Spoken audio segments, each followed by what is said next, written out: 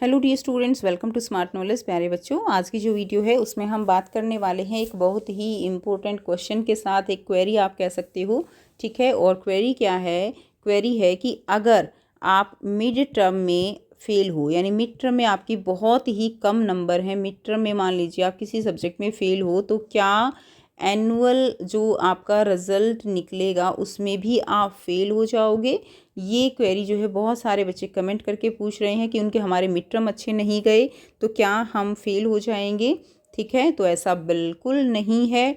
आपको मैंने पहले भी बेटा कई वीडियोस में जो है वीडियोस की हेल्प से समझाया है कि मिड टर्म के मार्क्स कन्वर्ट होके एनुअल में जुड़ते हैं।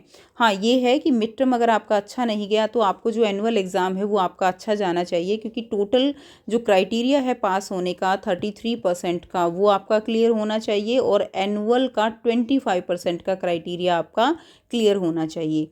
ठीक है, तो ये चीज़ आपको क्लियर रखनी है।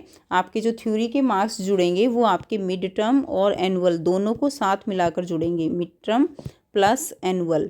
क्लियर? तो मिड टर्म में आपके चाहे कितने भी कम नंबर हो, लेकिन एनुअल के पेपर में अगर आपका पेपर 80 का था तो आपको मिनिमम 20 नंबर तो चाहिए ही चाहिएंगे।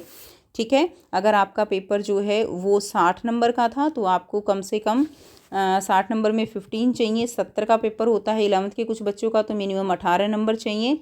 और ठीक है, तो मेनली यही होते हैं, तो इतने मार्क्स तो आपको चाहिए ही चाहिएंगे।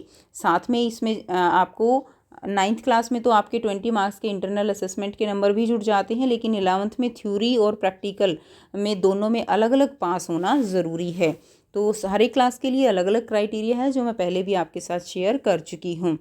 ठीक है, तो आई होप आप सब बच्चों को ये बिल्कुल बात क्लियर है कि मिड टर्म में फ़ेल होना आपका फेल डिक्लेयर नहीं होता है। वो एनुअल रिजल्ट के ऊपर डिपेंड करता है कि कितने मार्क्स आपके आए हैं, और टोटल 100 में से 33 नंबर आपको लेने ही लेने हैं। ठीक हो गया? और अगर 70 की थ्योरी है 11th क्लास के लिए तो उनको जो है 70 में से आप ये लगा लो कि 33% मार्क्स लेने ज़रूरी हैं। इस तरह से अलग अलग क्राइटेरिया है सबका। सो आई होप सभी बच्चों को ये क्वेरी क्लियर है। अब भी कोई डाउट रहता है तो कमेंट सेक्शन में कमेंट करके पूछ लीजिएगा। मिलते हैं आपसे नेक्स्ट वीडियो में। Take care, bye bye.